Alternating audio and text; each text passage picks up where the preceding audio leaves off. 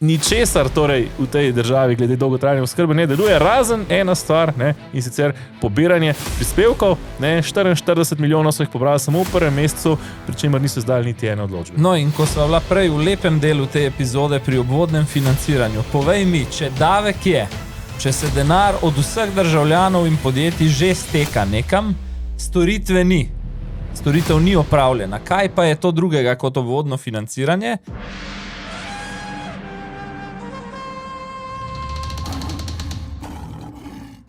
To je tedenski Safari podcast, ki ga spremljajo levi in desni, pa tudi levi in besni.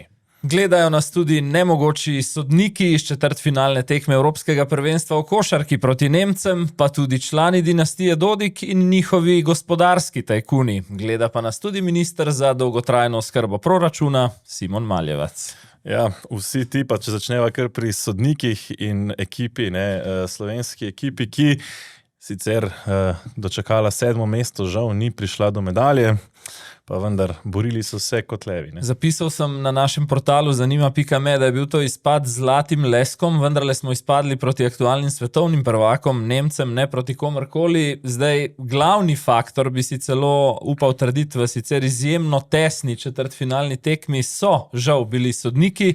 Mislim, da je največ o sojenju povedal Dončić, sicer je znan potem, da se rad razburja nad sodniki, ampak gesta, ko je takole nakazal na bankovce, je verjetno povedala vse, kar si je mislil tisti hip na parketu. Na družbenih omrežjih opažam v dneh po izpadu poplavo videov, v katerih različni avtori iz vsega sveta, ne samo slovenski, se zgražajo nad sodniškim kriterijem in tisto, kar ugotavljam, je dvoje. Eno je tendenca organizatorjev, ne samo tega zadnjega evropskega prvenstva, tudi turnirjev prej, da te ekipe, ki so evropski prvaki, svetovni prvaki, želijo iz komercialnih razlogov čim dlje zadržati na turnirju, ne, tudi zaradi TV pravic in samega obiska na prizorišču. Drugo pa je neko nepisano pravilo v košarki in nogometu velja, da sodniški kriterij načeloma ščiti te res unikatne globalne zvezde, kot sta v nogometu, ne vem, bila Messi in Cristiano Ronaldo ali v košarki tudi naš Luka Dončić. Zakaj? Zato, ker nasprotniki uporabljajo proti njim tudi nedovoljene stvari, jih dobesedno pretepajo na igrišču, torej so ponavadi malo bolj zaščiteni sodniškim kriterijem, tu je bilo pa celo obratno. Luka je bil ob prvi pripombi na tekmi v drugi, tretji minuti tekme, ko je nekaj zabrusil nazaj, kaznovan za tehnično napako. Tako da moram reči, da česa tako zaničljivega do tako velike globalne superzvezde nisem videl že dolgo. Ja, dejansko mi zdi kar tako nekoliko, boleče za majhne narode, ker enostavno je res te televizijske pravice nekako so tiste, ki krojijo, se pravi, če so Nemci v finalu, bo to zelo zavzeto gledalo, recimo temu bazen na ravni 80 milijonov ljudi, morda pred, mislim, da 8 leti, ko sta bila v finalu Slovenija in Srbija, dva majhna naroda, pa je to verjetno kar bolelo tiste televizijske pravice. Kot neka napaka v sistemu. Kar bi je še pod črto temu evropskemu prvenstvu nekako ugotovil, je rast slovenske ekipe iz tekme v tekmo. Pred prvenstvom smo pisali pikre komentarje o tem, kako so se odrezali v pripravljalnem obdobju. Moram reči, da je tu bilo opaziti vpliv prvega zvezdnika, Luke Dončića. V kužu je v tem mesecu, v slabih 2, ko so bili skupaj soigralce, samo zavestjo. Videli smo na družbenih omrežjih, riše akcije na tablo ob robu igrišča, ko je to treba, povzdiguje glas, ob minutah odmora jih bodri. Skratka, prepričal jih je, da lahko premagajo kljub zelo limitirani ekipi prav vsakega. In tista metafora v praksi je bil trening pred tekmo z Nemci, ko so zaokrožili video posnetki, kako na treningu 5 Slovencev zapored zadane z polovice igrišča, kar sicer običajno na treningih počne samo Luka, in to je bilo tisto. Vsi so šli na njegov vagon. In druga stvar, pomen javne kritike. Bilo je kar nekaj pikrih izjav iz slovenske garderobe, češ odpisali ste nas, slovenska javnost nas podcenjuje in smo odpisani pred prvenstvom. Ne. To, da je Peter Vilfan rekel tam po prvi tekmi proti Poljski, bili ste katastrofalni, v zadnji četrtini pa nadkatastrofalni, je dejansko tista kritika, ki lahko počge. In kritika kot dokaz, da jih v Sloveniji še kako jemljemo resno, ker če bi bili tiho, potem smo jih šele odpisali. Ja, tako da računamo še na kakšno zanimivo prvenstvo. Ne? Rekel bi, da odhajamo čisto brez sramu in zdvignjeno glavo. Zdaj reprezentanco čaka čisto po Darwinu in po Emšu pomladitev. Nekateri prihajajo v ta leta, ko bojo težko še igrali za reprezentanco, recimo Nikolić, Murić, Prepelić, pa gre za pomembne člane te ekipe.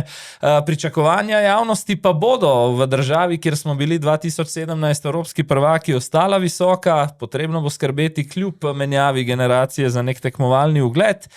Jaz imam svoje dvome okoli tega, ali je selektor Sekulić pravi, da opravi to tranzicijo in pomladitev, pa naj se s tem raje ukvarjajo sicer na košarkarski zvezi. Imam pa eno željo. Leta 2029 Slovenija skupaj z Estonijo, Grčijo in Španijo gosti Eurobasket. Luka Dončić bo takrat star približno 30, to so že leta, ko bo tudi on se spogledoval z koncem reprezentančne kariere. Do takrat bi bilo potrebno postaviti nek sistem, ki bo šel v boj za medalje na domačem prvenstvu. To bi bilo najbrž lepo. In bom kar s to metaforo prešel v najno naslednjo temo.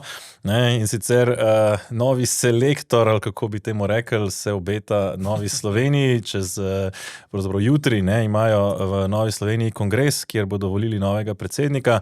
Kot najresnejši kandidat se omenja Jernej Vrtovec, ki pravzaprav tudi bi morala biti njegova naloga, da si v naslednjih letih sestavi ekipo, s katero bi lahko posegal po medalji, če uporabimo to metaforo, pri čemer je medalja recimo neke vrste, lahko rečemo, mandatarski položaj, če želi, ali pa vsaj neko resno kingmakerstvo pri sestavi recimo neke prihodnje slovenske vlade. To, kar je za košarkarje recimo medalja, bi bila za NSI dosežek nad 10%, med 10 in 15% na parlamentarnih volitvah, s katerim se dolga leta že spogledujejo. Jernej Vrtovec prevzema stranko pri 40. Zdi se mi, bom strnil nekaj svojih opažanj iz zadnjih mesecev, da so relativno dobro zadeli v stranki s terminom te menjave. Pred poletjem so bili na dnu rejtingov, tam med 2 in 3%. Mateja Tonina kot predsednika sta napadala na eni strani Svoboda z afero Knovs, na drugi strani Janez Janša zaradi te izpričane Toninove drže, da z SDS oziroma z Janšo na vrhu SDS ne gre več v vlado. Čez poletje smo potem, ko je Vrtovec najavil to kandidaturo, videli nek odboj na anketah, tam nekje na odstotke, ki kažejo, da bodo približno zadržali vpliv v državnem zboru, ki ga imajo. Vrtovec je pokazal na teh individualnih meritvah, recimo Vox Populi, tudi nek trend rasti, mislim, da je prišel tam na 7., 8. mesto najbolj priljubljenih ali pa ocenjenih politikov v državi. Zdaj ga seveda šele pravo delo čaka, in mislim, da je prva naloga, ker so volitve relativno blizu, da si izbere eno. Zakaj? Zato, ker se NSI očita, da je malo taval v svojem fokusu in javnem sporočanju. Eno samo sporočilo, v katerem bi želel biti v tej bližnji kampanji najboljši ali pa vsaj slišan. Za zdaj, kot opažam, bo to življenjski standard ljudi pod aktualno Golobovo vlado. Drago življenje, vedno manjša kupna moč, previsoki davki. Mislim, da tudi poudarek na nezmožnosti mladih in mladih družin, da se nekako sami postavijo ekonomsko na noge. Vidimo pa, da bojo stvari pospremljene z afero, verjetno ta obvodno financiranje, ki je zdaj na krožniku, ni zadnja pred marcem. Ne, in verjetno tudi ni naključno. Se mi zdi, da pravzaprav se kaže tukaj ena taka zanimiva situacija. Pravzaprav SDS je tam, kjer je, na tistih svojih 25 do 30 odstotkih, in točno tam ga pravzaprav potrebuje tudi Robert Golob. Če bi SDS bil višje, bi levi pol ogrožal, da bi dejansko recimo bolj ali manj samostojno prevzel vlado. Če bi bil nižje, ne bi več imel te motivacijske torej moči za motiviranje levih voljivcev, kajti recimo, če bi SDS padla pod 20, tudi ne bi več predstavljala te grožnje v očeh levih voljivcev, ki potem panično drvijo na volišča voliti kogarkoli, ki je pač v danem trenutku izbran anti-Janša obraz. Poleg tega bi recimo manjša moč SDS-a pomenila večjo moč recimo koga drugega na desni, ki pa je, kot se zdaj kaže, tudi kot temu pravimo recimo v zadnjih mesecih, tako imenovani tretji blok, zmožen popeljati Slovenijo iz te duopolne recimo ureditve, ki se kaže. In zato pravzaprav je ne samo Nova Slovenija, ne, tukaj, da ne bo pomote, je pa Nova Slovenija nekako največji igralec, ki predstavlja to oviro, ampak tudi ostali manjši igralci, demokrati, recimo SLS, Fokus in tako dalje, ne, predstavljajo pravzaprav to oviro za SDS, ne, in za Svobodo, ker pravzaprav jih je treba, mislim, zato je namen pravzaprav, da se jih omeji, uniči, po možnosti spravi iz parlamenta, če bi le šlo. Ne? Ja, NSI je, bom rekel, če malo poenostavim, morda najbolj zaželen koalicijski partner čez pol, torej tam na levi sredini. Zakaj? Zaradi tega, ker je po svoji retoriki nekako zmerna stranka, ni stranka upitja, ne. Po drugi strani imajo pač za razliko od Anžeta Logarja, nimajo te stigme, ne. Torej Logarja se zdaj pred kampanjo že izrazito stigmatizira z njegovim dolgoletnim članstvom v SDS-u in verjetno je tu Robert Golob se čuti predvsem ogroženega. Torej, če bi o sestavi prihodne slovenske vlade odločal na levi strani nekdo drug, torej naprimer Vladimir Prebilič, ne, potem Golob izgublja vpliv na njegove potencialne partnerje z te druge ideološke strani. Zdaj, če greva malo še na to afero, prav obvodno financiranje. Razpisal sem se v njej tudi v enem današnjem jutranjem tekstu na našem portalu. Pravim, da je to vojna napoved Svobode, verjetno še kaj pride. Zbirali so po mojih podatkih te transakcije inštituta IEK od oktobra lani. Takrat se je tudi v Državnem zboru zgodilo glasovanje o širitvi te parlamentarne preiskave, ki jo vodi Tamara Vonta. Dali so zelo ohlapno formulacijo, da se širi na vse stranke, ki so sodelovali v 14. vladi, torej zadnji vladi Janeza Janše. No in pomenljivo je, ne, ko politika leto dni zbira nakazila na bančnih računih, jih pa potem lansira 10 dni pred kongresom, ko nov obraz prevzema stranko NSI. Druga takšna informacija iz policijskih krogov že pred časom je bila ta dokumentacija preliminarno nekako kot zametek vmesnega poročila odstopljena policiji. Ta ni začela preiskave, do danes jo ni, torej lahko domnevamo, da niso našli razlogov za sum obvodnega financiranja. Zdaj, kot mi pravijo viri, tečejo nekako pri Vonti in v Svobodi drugi. Ta medijski krog, torej da ustvarijo pogoje, v katerih bi se morala policija odzvati, kot je to po zakonodaji, po uradni dolžnosti. Načnem pa še zadnjo poanto, o kateri še bova, nehvaležno pa se mi zdi, a ne? In mislim, da to danes že v Svobodi po včerajšnji Tarči razumejo, ko o obvodih govori ravno Svoboda, ki ima Dars, ki ima GEN-I, ki ima za kakšne medije tudi Telekom Slovenije in tako naprej, kažejo s prstom nazaj nase. Ne? Ja, mislim, da pogledamo morda izsek iz včerajšnje Tarče, oziroma dva izseka konkretno iz včerajšnje Tarče, duel med Tamaro Vonta in Aleksandrom Reberškom iz NSI-ja, kjer je Tamara Vonta zgrožena nad tem, da je poročilo prišlo v medije. Gibanje Svoboda nima veze s tem podjetjem in to lahko preverite in to dobro veste in ste tudi dobili odgovor stranke, ki mu jaz nimam res česa dodati in je v bistvu tole mrcvarjenje popolnoma brezpredmetno. To ni res. Zato, ker gospod Reberšek, jaz bi na vašem mestu bila zelo pazljiva. Zelo pazljiva. Res. Valentin Hajdinjak je novembra odšel iz Darsa, isti mesec ste podpisali pogodbo, to je bilo zdaj jasno videno iz prispevka. Isti mesec je Valentin Hajdinjak odšel iz mesec, v zelo kratkem času ste podpisali pogodbo s tem podjetjem in lepo obvodno financira stranko. Jaz sem danes prišel, jaz tukaj ne smem govoriti o stvari, ki smo jih našli. Ampak vaši PR-ci, ki prijateljuje z novinarjem RTV so te podatke ven spravili. Da se pa tele vi govorite, da ne smete tega povedati. Da ne boste dobili kakšne tožbe po nepotrebnem. To, kar govorite, se izmišljujete. Ne. In tudi rekli ste, če bi bila poštena. Jaz sem zelo poštena, a če je pisal Bojan Požar, potem je pa zagotovo res.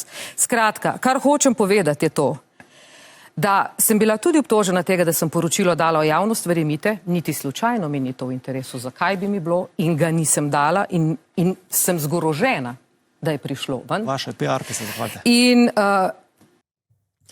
Tamara Vonta je zgrožena, da je prišlo poročilo v javnost, pri čemer je timing tega, kdaj je to poročilo prišlo v javnost in interes Svobode, ki je, če bi bilo to prvič, bi še lahko rekla, morda slučajno je nekdo to dal ven, ampak vzorec, ki se pri Svobodi pojavlja, je, ko ko se pravzaprav kaznuje vsakogar, ki Svobodi stopi na žulj. In NSI je stopila na žulj ravno prek Vrtovčeve komisije za nadzor javnih financ, ko so začeli pregledovati helikopterje, ko so vložili zoper ministra Maljevca, zdaj tudi ta teden interpelacijo, so stopili na žulj in to je zdaj odgovor, se jim je pa vrnil nekako kot bumerang, ko je včerajšnja Tarča potem raziskala malo več kot samo inštitut Janeza Evangelista Kreka, ampak je prikazala lepo malo širše, kako te stvari potekajo in dodal bi mogoče še to, skoraj vsaka stranka v Sloveniji ima nek povezan ali pa naklonjen si inštitut ali neko drugo način, kjer pač izvajajo določene dejavnosti. Zdaj, v kolikšni meri je to tudi financiranje stranke ali pa ne, tukaj lahko malo ugibamo, vsekakor pa to ni praksa, ki bi bila samo pri NSI-ju, oziroma pri NSI-ju celo precej transparentna, ker gre zgolj za en inštitut, medtem ko recimo ima, kot so že rekla, Svoboda celo serijo teh paradržavnih podjetij, od Darsa, ki ga vodi Andrej Ribič in je več kot potrojil budžet za financiranje medijev oziroma za medijske kampanje, do GEN-I-ja in podobno, kjer še vedno niso pojasnili, zakaj so Vesni Vuković recimo plačali 103.000 evrov in kako drugače so še financirali vse sorte kadrov iz Svobode in medijskih poročil. Celo vsi ti donatorji, ki se jih omenja, kot donatorje inštituta Janeza Evangelista Kreka, so bili mnogi med njih na poroki Roberta Goloba ta teden in ujeti kot financerji tudi na kakšnih drugih področjih, recimo socialnih demokratov in podobno. Sej tudi vsakič, ko se kakšen velik infrastrukturni projekt podraži, recimo na Darsu, 120 na 140 milijonov za aneksi Andreja Ribiča, druga cev Karavank, ali pa ta poslovna stavba, o kateri smo pri nas odmevno pisali na zanima.me, poslovna stavba Darsa iz 19,5 na 28 milijonov. Tudi takrat vedno pride do sumov, da se potem ta razlika vrača v obliki neke vrste obvodnega financiranja političnih dogodkov, političnih kampanj in tako naprej.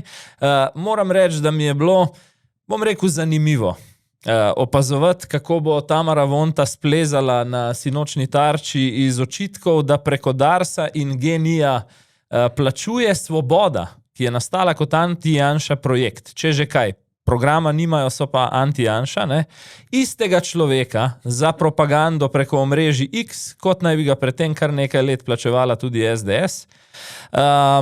Glede lansiranja teme v medije, bi pa rekel pravljice za majhne otroke. Jaz na pretežni del svoje medijske kariere sem bil terenski novinar na televiziji. Vem, da ima Gibanje Svoboda v svojih PR vrstah, tistih, ki najbolj pogosto prihajajo v stik z novinarji, kar nekaj televizijskih obrazov.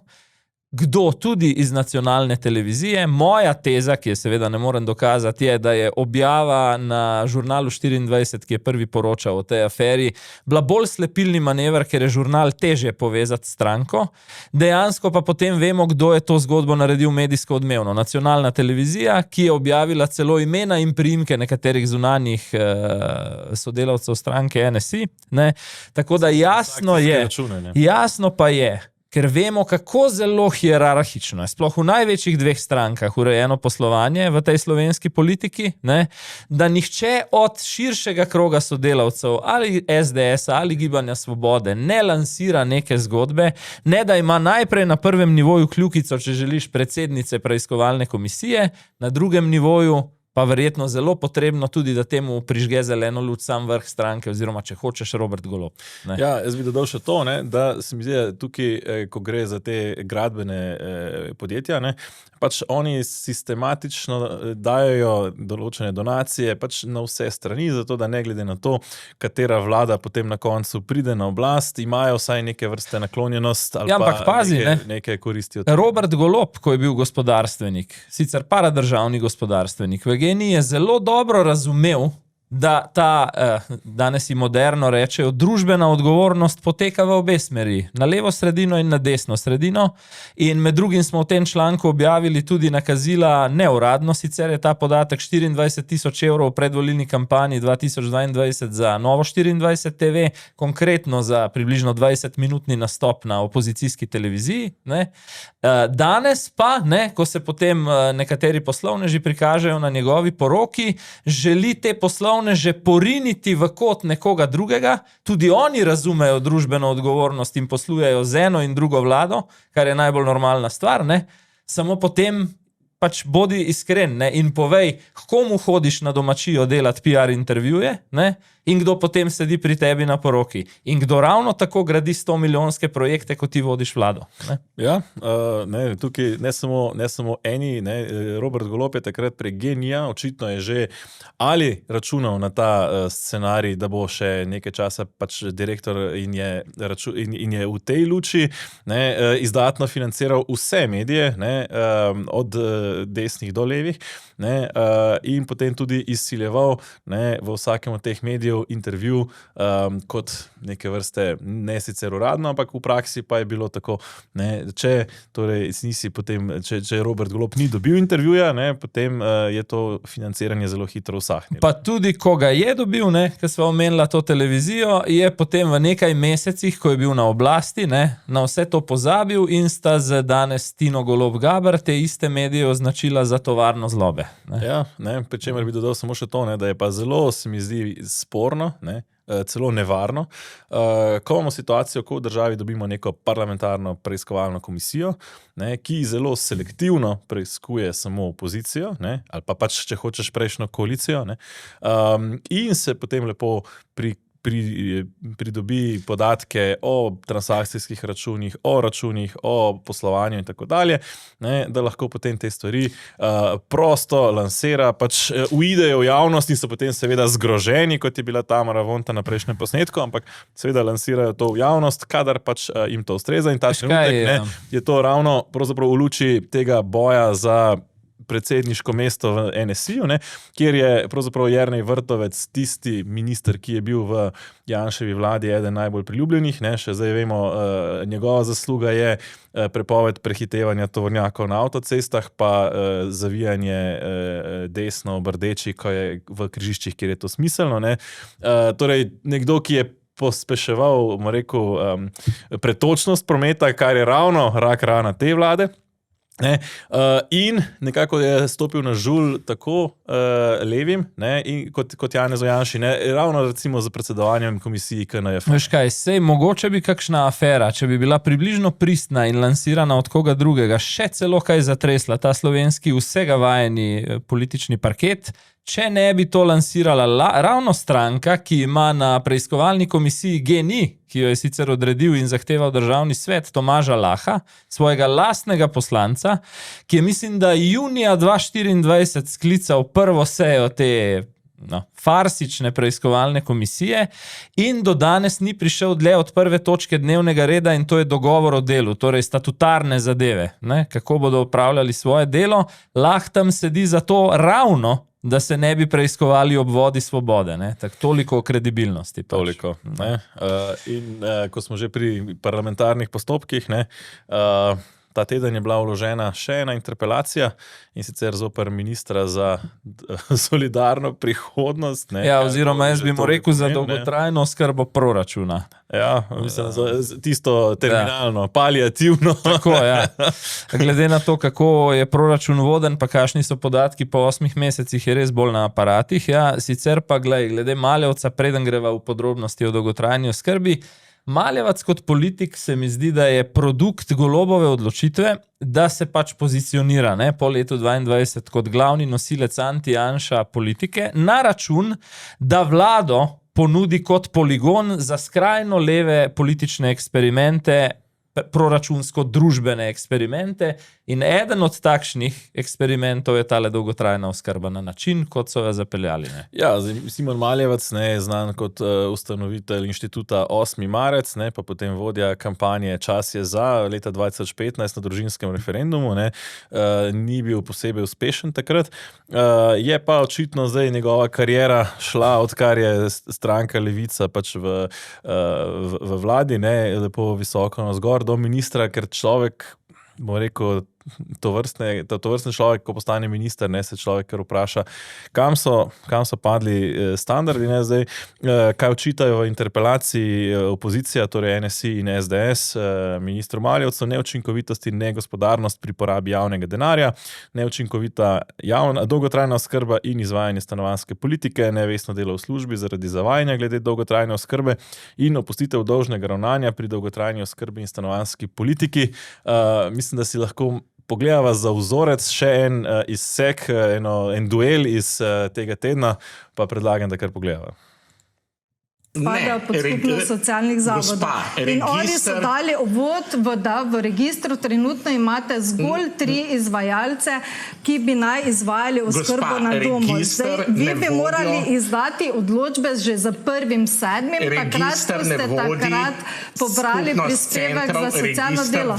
Pa niste, od ljudi ste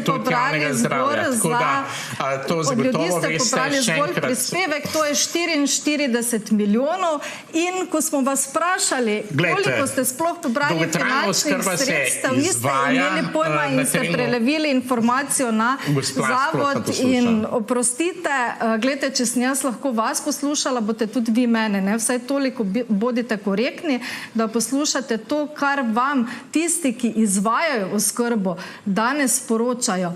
Oskrbe ni. Vsi ti, ki bi morali imeti za 1.7. oskrbo na domu, jo danes nimajo, ker vam informacijski sistem ne deluje in to vi dobro veste, kaj... Zdaj, oskrbe ni, ne? Od 1.7. plačujemo in plačuje gospodarstvo in plačujemo vsi, ne? Ki kaj v tej državi zaslužimo, 2%, ne? Dodatna obdavčitev teh 2% je iz Slovenije naredila najbolj efektivno obdavčeno državo med vsemi v Evropski uniji. Država nam skupaj s tema 2 dodatnima odstotkoma pobere 3/4 vsega, kar v enem letu ustvarimo. Dobili smo storitev, ki ne deluje in ne deluje že pri viru, torej ko je govora o informacijskem sistemu, pri samem izdajanju odločb, trenutno se zelo počasi vnašajo na roke. Se pravi, odločba pa je tisto, ko nek upravičenec, ki to nujno potrebuje, verjetno že včeraj oziroma predvčerajšnjim, se šele lahko prijavi, da bi uveljavil pravico, pa do izvedbe, kjer izvajalcev na terenu preprosto ni. Čakaj, od 1. julija 2025 ni bila izdana niti ena odločba za oskrbo na domu, čeprav je vloge že oddalo okoli 4.000 ljudi. To je bila informacija, ki je prišla ta teden. Ne, ampak če se vrnem še nekoliko bolj nazaj. Dolgotrajno oskrbo je zastavila prejšnja vlada in je že sprejela zakon, ne, in mislim, da bi mogla začeti veljati s 1.1.2024 po tistem, ali celo že sredi, mislim, da s 1.1.2024. Potem je, ko je prišlo 2022 do menjave oblasti na volitvah, je potem jeseni nova koalicija sprejela zakon, kjer so zamaknili izvajanje dolgotrajne oskrbe za 1 leto, da bodo imeli čas vse pripraviti. Namesto evropskega denarja, ki je bil pripravljen za 1 leta izvajanja te dolgotrajne oskrbe, so uvedli ta prispevek, ne, in v vmesnem času niso pripravili nič. Še za 1 leto so zamaknili začetek izvajanja še oni sami, že na 1 leto dodatnega zamika.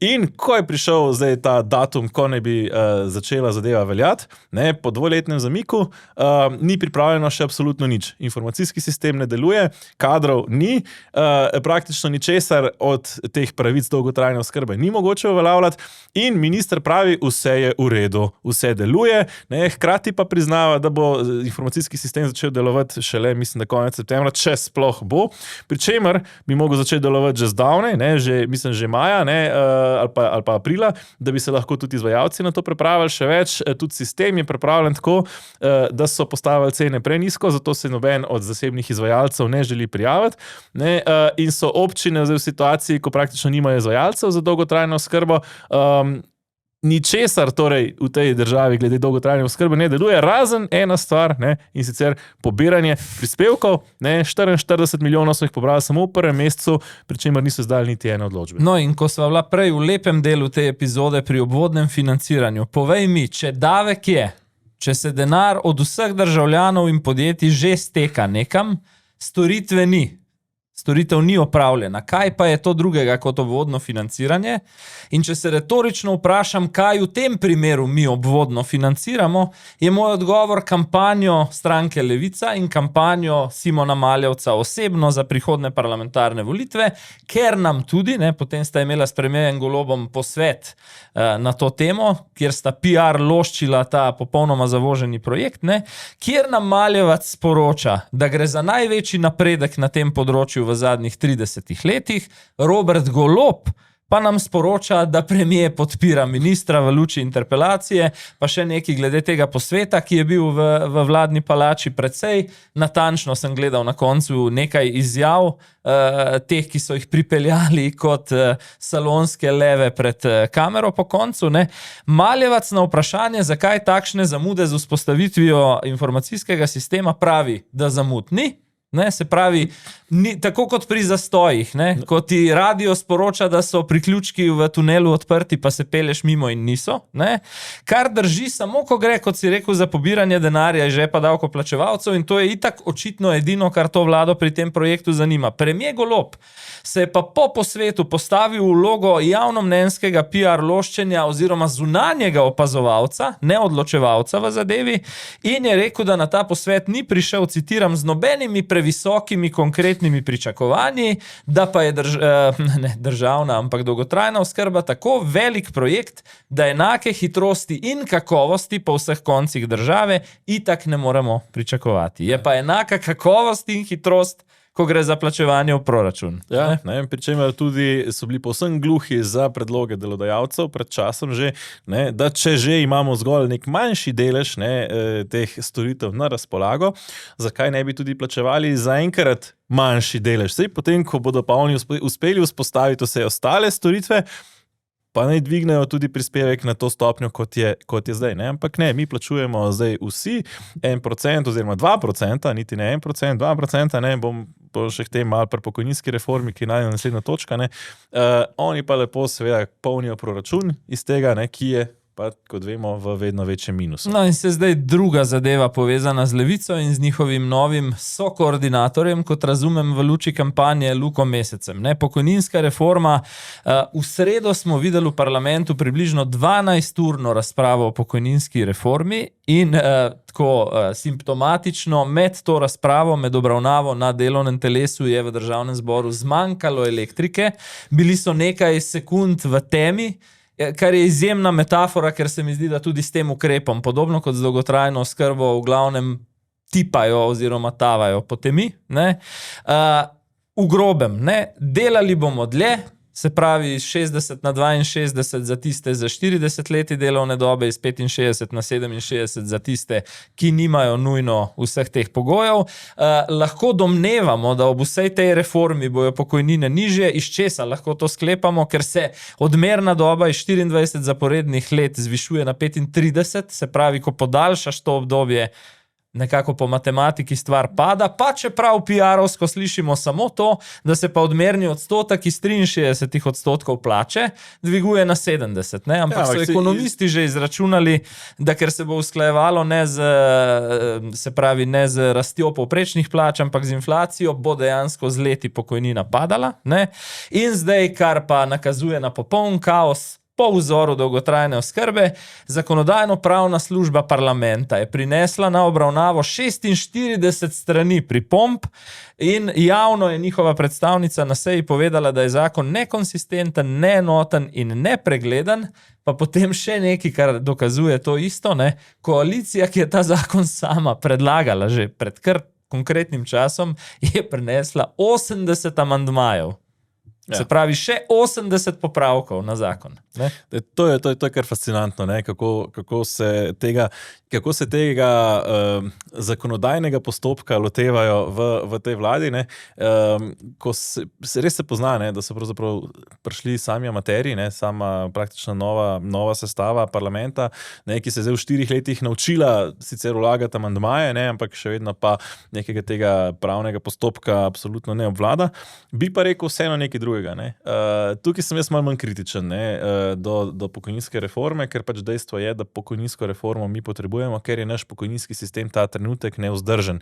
Torej, ker nas je premalo, ker imamo premalo otrok, ker imamo premalo bodočih delavcev, ne, in ker še tiste, ki jih imamo, odganjamo v tujino, je naš pokojninski sistem pač nevzdržen in nekaj je treba narediti, če imaš manj ljudi, boš pač moral delati dlje ali pa imeti manjšo penzijo. To je pač matematično dejstvo, ne, in mislim, da se je ravno ta teden, ko je odstopila francoska vlada, ne, oziroma je bila izglasovana in nezaupnica, ne, je to poudaril francoski premier, ne, zdaj že odstopljeni François Bayrou. Ne. Imaš pa v tej reformi oziroma reformici, kot jo je potem del gospodarstva, tudi poimenoval ne oboje, kar si rekel, in obet nižjih pokojnin in obet daljše delovne dobe, nič pa na strani, ki bi sanirala razloge, da se to sploh dogaja. Absolutno, ne? Ja, ne, ampak zdaj to ni stvar pokojninske reforme. Ne? Pač stvar pokojninske reforme je, da vsaj nekako prepreči, da se pač zgodi popoln kolaps, ki se pač tako ali drugače verjetno bo, ne?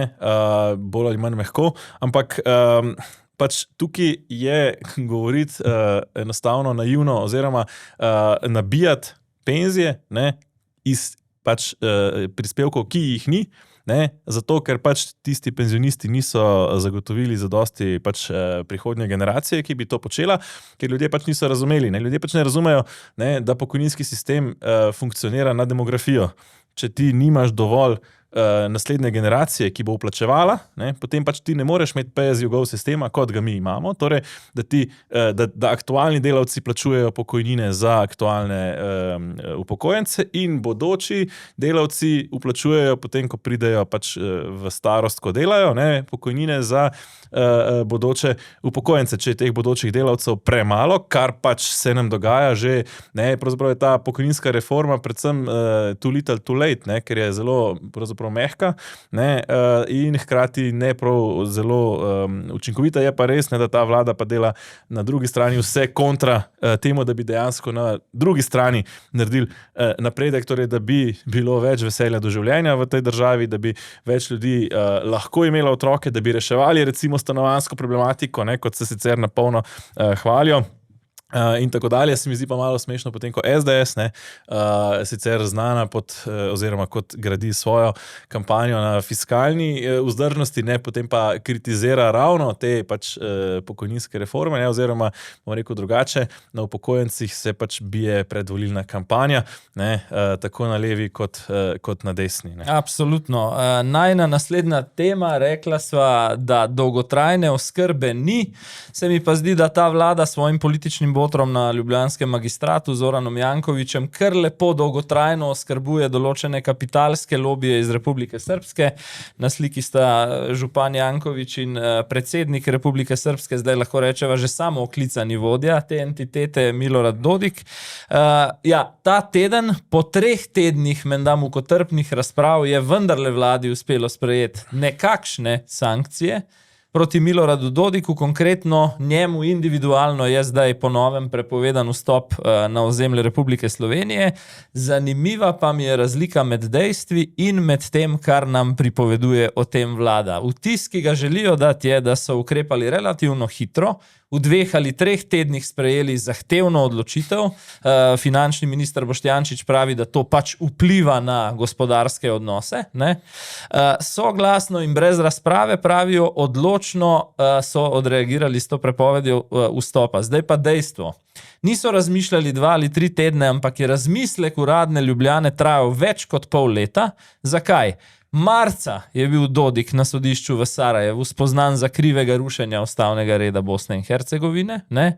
Torej je bil čas za odločanje o teh sankcijah od takrat naprej. Bodimo iskreni, vlada Roberta Goloba pod vplivom župana Zorana Jankovića je potrebovala za ta korak pol leta. In še tega koraka verjetno ne bi storila, če ne bi bil pritisk iz tujine verjetno kar precejšen. Da v vsem tem času niso bili sposobni sprejeti politične odločitve o sankcijah, to dokazuje nakazuje, ne, ker refleks na obsodbo v Sarajevu bi bila torej politična odločitev, ampak so na koncu rekli, da sprejemajo ta sklep na podlagi neke varnostne ocene Sove, tako je bilo skomunicirano zdaj v četrtek, češ da ima družina Dodik pri nas kar nekaj potencialno spornega kapitala in da gre, ne, to je bilo še zraven, za vdor pretirano proruskih dejavnikov. Ja, ampak, ne, pod pokrovom te argumentacije ni ekonomskih sankcij, torej se ne zamrzne nobeno premoženje dinastije Dodik, menda 5 nepremičnin samo na obali slovenski, ne, in kot drugo, samo njemu so prepovedali vstop, ne pa članom njegove družine. Ključen operativec, ki se pojavlja v medijih, je njegov sin, ki bo morda tudi prevzel vodenje vladajoče stranke v Republiki Srpski. Tako da, kaj smo naredili? Pravzaprav nič. Ne? Za tiste, ki vodijo operacije Milorada Dodika v Sloveniji, za tudi krog njegovih tajkunov oziroma poslovnežev, ki gravitirajo k tej dinastiji, nobenih ekonomskih sankcij.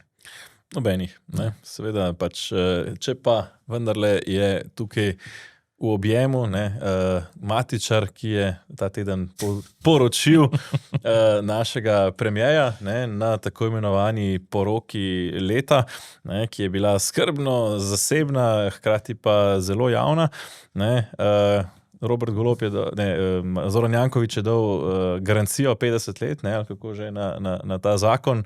Zdaj se bojimo, da bo ta garancija hitro potekla, no pa vendar ne, tukaj se kaže ta vpliv, ne, kako ima ta srbski interes med Jankovićem, med Dodikom, Vučićem in ostalimi ne, vpliv na neko politično dogajanje v Sloveniji. Celo ugibamo že nekaj časa, da verjetno držijo Roberta Goloba tudi s kakšnimi obveščevalnimi podatki o poslovanju GEN-I-ja in podobnega na Balkanu, ne, razne stvari, ki so sicer bile uradno zdaj nekako zaključene v zadnjih mesecih, pa vendar, ne, se kaže tudi, ne, kdo ima vpliv na Roberta Goloba, glede na to, kdo je bil povabljen na to poroko. Tako, kaže se, če smo ravno pri Srbiji, tudi en skrajno ciničen pragmatizem, ne? Ki v politiki sicer ni tako redek, pa vendar. Pod pokrovom kulturne bitke, ki se bije okrog tega, ali je pač, ne vem, Janez Janša, ne vem, simpatiziral v določenem obdobju z Aleksandrom Vučićem ali ne, se dogaja ena stvar. Da je na poroki Matičar nekdo, ki je absolutni osebni, ponosni osebni prijatelj Aleksandra Vučića, ki je hkrati tudi kum v objemu z gospodom Dodikom, ne, iz Republike Srpske, hkrati pa je na tej poroki tudi Dragan Šolak, ki v Srbiji predstavlja glavno opozicijo Dodikovemu in Vučićevemu krogu. Lahko domnevava, zakaj, spet brez konkretnih dokazov. Gospod Šolak ima v Sloveniji nek medij, ne, ki mu jaz sicer do tega trenutka ne morem očitati pretirane provladne pristranskosti, pa vendarle. Morda pa Robertu Golobu že sama bližina teh ljudi, ne, ali pa domneva, da si bo z bližino teh ljudi zagotovil drugačno obravnavo v kampanji, ki prihaja. Potem so pa tu seveda še druga, morda notranje politično bolj zanimiva imena. Stojan Petrič, kolektor, tudi lastnik medijske hiše Delo, Janez Škrabec. Logična odločitev, ne? In se mi ne zdi z vidika teh podjetnikov niti sporno, da hodijo na takšne poroke, kot si rekel. Ti donirajo vsem, poslujejo z vsemi in bi se verjetno odzvali tudi komu na drugemu političnemu polu na rojstni dan in na poroko. Ne? Neprijetno pa je, da jih želi Robert Golob javnomnenjsko znamčiti z neko drugo politično opcijo. Ne? In to ravno v času, ko jih vabi na svoje lastno ohcet. Ne? Morda zame največje presenečenje, temu pa bi očital, da je morda PR-ovsko naredil napako. Joc Pečečnik, predsednik Slovenskega poslovnega kluba. Zakaj?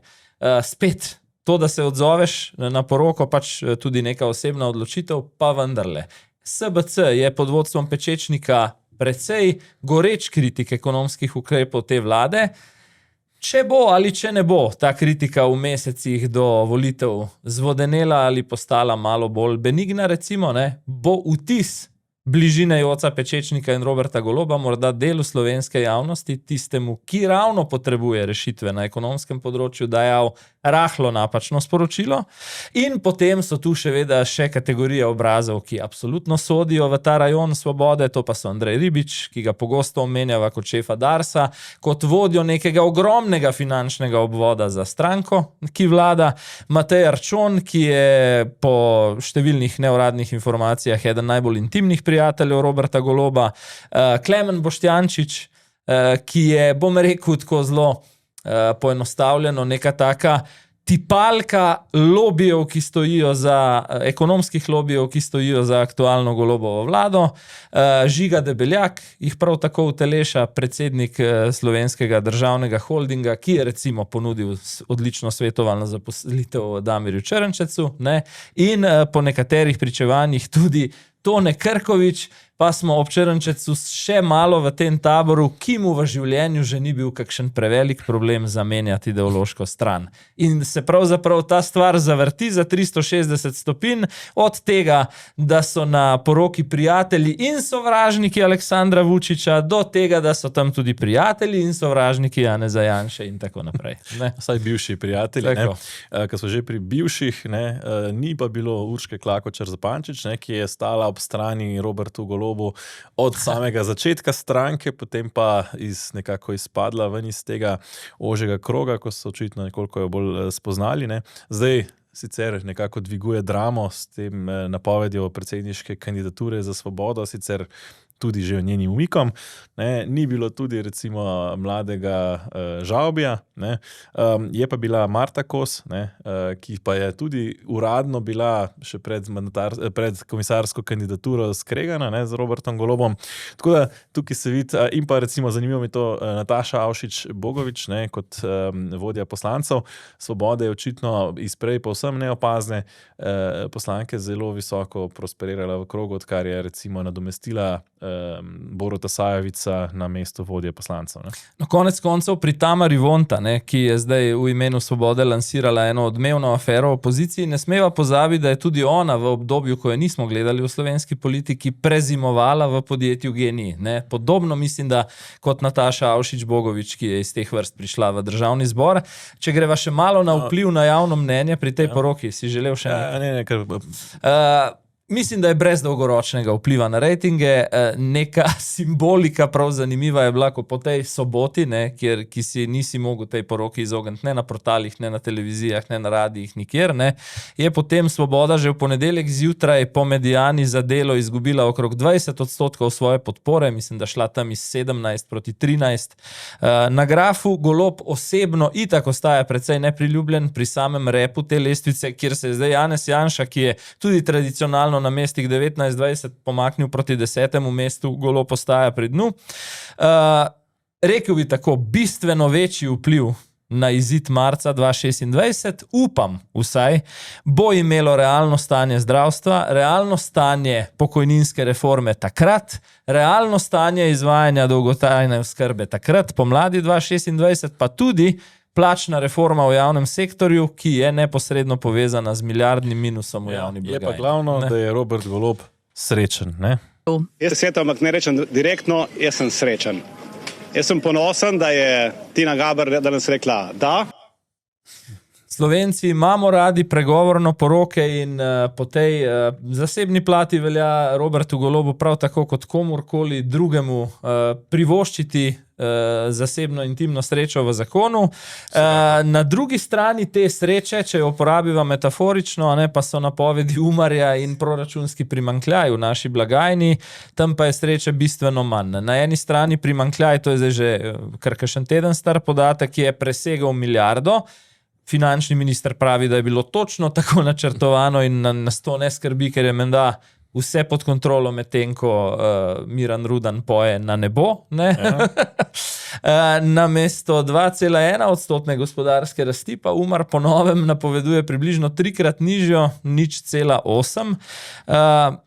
Podobno kot pri Maljevcu. Klemen Boštjančič je svoje ime, roko na srce ne preveč ugledno v poslovnih krogih, že predtem posodil za izvajanje radikalno levih proračunskih politik. Dobimo pa ob soočenju z temi rdečimi puščicami, kot je tale najna, v glavnem od njega vedno znova cinično smehljanje pred kamero. Vsakič, ko pa se vrne v studio katere od večjih televizij, pa so ti kazalci še rahlo slabši, kot so bili predtem. Ja, ne samo, da je padla napoved gospodarske rasti, ne, iz nekih zmernih 2,1 na zelo slabih 0,8, torej na tretjino. Pravzaprav ob tem, da v prvi polovici leta nismo sploh rasli nič, ne, torej smo imeli pravzaprav prvi 3 mesečje deficit, ne, oziroma upad celo, ne, gospodarske aktivnosti niti ne rasti, ne, in v drugem potem nekako smo se vrnili na nulo.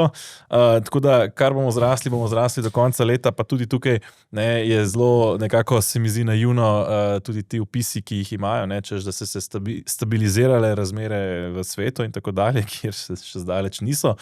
Ne, predvsem pa niso razmere v svetu ključne za te kazalce, ne, ključna je pravzaprav vladna politika, ki z vsakim jutrom skoraj, da ko se Robert Golob zbudi, ne, dobimo nek nov davek, novo birokratsko oviro ali pa neko novo težavo. Ne. Popolnoma mrtva in ohlajena gospodarska rast, preluknjan na 8 mesecih proračun s primanjkljajem, ob 2 opombah, kljub rekordni zaposlenosti, kakršne v Sloveniji ni bilo še nikoli, in drugič, kljub milijardi dodatnih davčnih bremen v tem vladnem mandatu. Ne?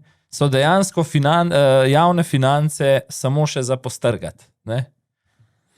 Ja. Ne, bojo pa očitno to bi radi reševali saj na pokojninski strani pri eutanaziji. Ne, češ, ja, da tudi se z ideološkim preusmerjanjem pozornosti. Da se bo del ljudi pač lepo eutanaziral ali pa samo usmrti oziroma samo, kakorkoli že temu pravijo, ne, samomor s pomočjo.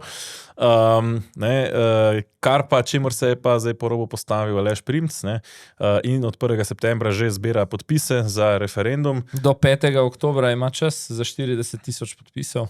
In zaenkrat potrebuje še nekaj, bomo rekel, Mendat dobrih, to sem bral, mislim, da je bil v prvem tednu približno 5,000, ne, dobrih 5,000. Da ima zdaj slabih 10,000, torej da dobrih 30,000 še potrebuje, če sklepava po recimo 2 podatkih. Najprej je bilo po prvem tednu objavljeno 5,500, če je zdaj malo manj kot 10, lahko sklepava, da je v drugem tednu prišlo približno 4,500 morda, ne.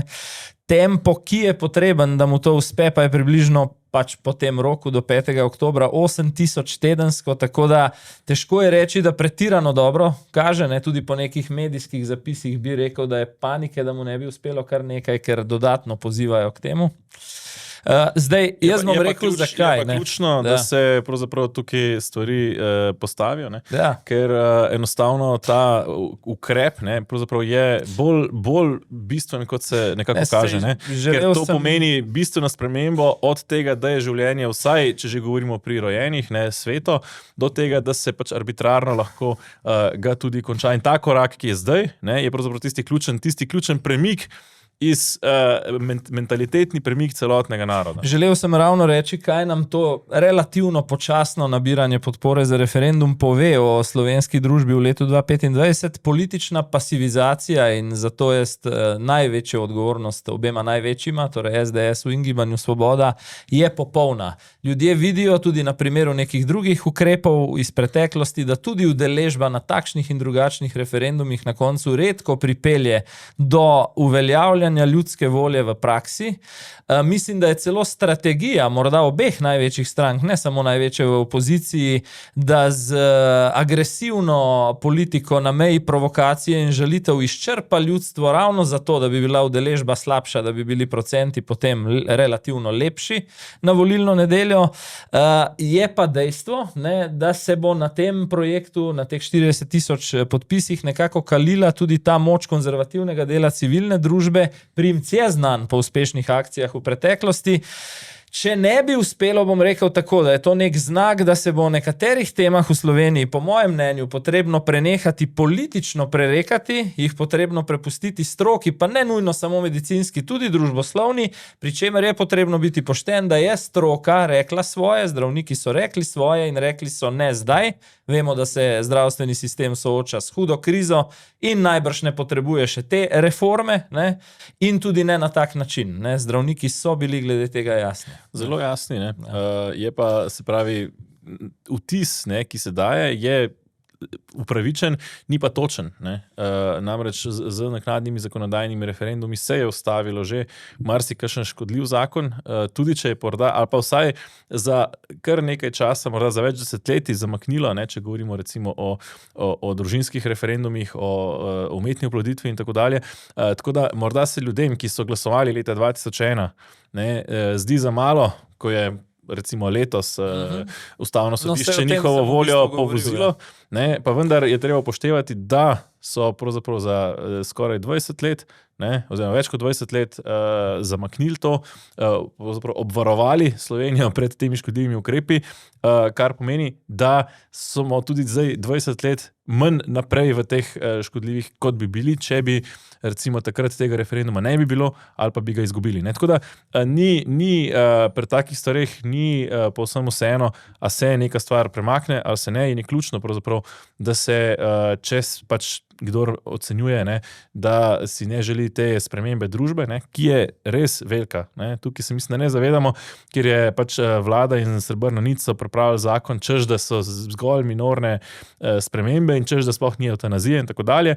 To niso majhni prehodi, to so konceptualni prehodi, ko ti priješ iz točke, ko ustava in z njo država, ne, varuje življenje, do točke, ko pač je življenje arbitrarno lahko tudi prekinjeno, ne, oziroma pokončano, če se pač neka stroka, neka strokovna komisija ali pa pač na željo nekoga to določi. Ne. In to je zelo močen mentalni premik, pravzaprav civilizacijski premik, ki pa ni civilizacijsko naprej, ampak je civilizacijsko daleč nazaj v čas, ko nismo imeli, ne, civilizacije, ki bi pač spoštovala življenje tudi šibkejših. Ta tema je zelo dobra iztočnica, da napoveva temo najine posebne special epizode, ki izhaja sicer za naročnike in podpornike ob sobotah zjutraj, in sicer atentat na Charlieja Kirka. Marsikaj se je tudi sicer spet zgodilo ta teden v zunanji politiki, tako da sva se odločila, da te burne dogodke ponudiva v tej dodatni epizodi.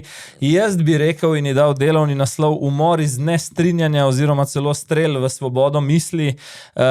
Kakorkoli, ne, pokazalo je, kako grozljivo daleč se gre v sodobni družbi, zgolj zaradi tega, ker na določene družbeno-politične stvari nimamo enakega pogleda. Ja, prav pretresel me je ta umor, ne, pa res bo več v jutranji epizodi, pa vendar, ne, res je to, mislim, da je en zelo močen, pravzaprav lahko bi rekla celo neka točka preloma v ZDA, ko se utegnejo stvari močno spremeniti in ne nujno na bolje, čeprav mislim, da utegne tudi kakšno prebojenje, no, pozitivno prebojenje doseči, je pa ta dogodek se mi zdi grozljiv. Ne, pa če dodam še, ko smo že ravno pri tem, ne, grozljivo je tudi dejstvo, da je Rusija šla do zdaj najdlje v provokacijah na Poljsko NATO, ne, in je z droni dobesedno posegla v Poljski, torej NATO, zračni prostor. Tukaj tudi ne gre pravzaprav, kot se je skušala potem ven vleči, ne, za neke napake, češ da so pač po nesreči iz Ukrajine prišli te droni na Poljsko, ker gre za take drone, ki niso imeli sicer namena recimo v Ukrajini kaj resnega početi. No, in sredi vsega tega, ne, se je Evropa akademsko nekako usedla v svoj slonokoščeni stolp, prisluhnila govoru predsednice komisije Ursule von der Leyen in išla iz tega govora nič bolj enotna in z nič bolj trdnim planom kot predtem. Ne. Ja, je pa recimo, da vendarle, vsaj v govoru, vsaj vsebinsko von der Leyenova morda prešla iz nekega leporečenja, vsaj v neko zavedanje, da smo v nekem boju. Zdaj, koliko pa je to zavedanje iskreno in realno in kakšen bodo tudi konkretni koraki, pa nimamo prav močnega zaupanja, sploh ob dejstvu, da se von der Leyenovi ne nazadnje celo tudi rahlo maje stavček, ne, že to jesen. Hvala vam v redni epizodi za pozornost, ceniva vaše komentarje pod vsako epizodo, sicer pa seveda vse vas vabiva, da za to dodatno vsebino nas podprete tudi na portalu zanima.me, sklenete naročniško razmerje ali nam namenite svojo načelno podporo, s tem pridobite torej tudi dostop do sobotnega jutranjega videa, do posebnih tematskih epizod. Tako, pa lep pozdrav in nasvidenje. Nasvidenje.